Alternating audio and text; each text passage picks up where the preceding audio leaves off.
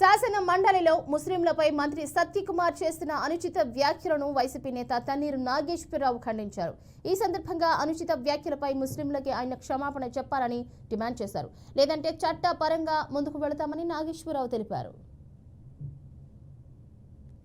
శాసన మండలిలో ఎంతో పవిత్రంగా భావించే హజ్ యాత్ర ప్రతి ముస్లింకి అతను హజ్కి వెళ్ళే ప్రతి మనిషికి హజ్ యాత్ర చాలా గొప్పది. అది మక్కా ఉన్నటువంటి ప్రదేశం.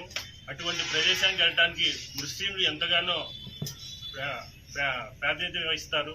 అటువంటి దాని మీద నిన్న ఒక బాధ్యత గల పదవిలో శాసన మండలిలో మంత్రి హజ్ యాత్రికుల గురించి అనుచిత వ్యాఖ్యలు చేయటం శాసన మండలిలో అందరూ చూస్తున్నారు.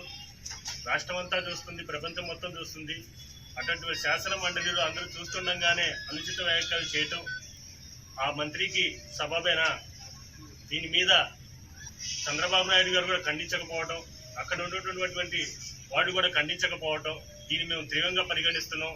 ముస్లింల చేత ఓట్లు వేయించుకొని గెలిచి ఇలా ముస్లింలు భావించే పవిత్రమైన హజ్ యాత్రను అవమానంగా మాట్లాడటం, దీన్ని మేము తీవ్రంగా ఖండిస్తున్నాం. బాధ్యత గల పదవిలో ఉండి మంత్రిగా ఎమ్మెల్యేగా గెలిచి మంత్రి అయినటువంటి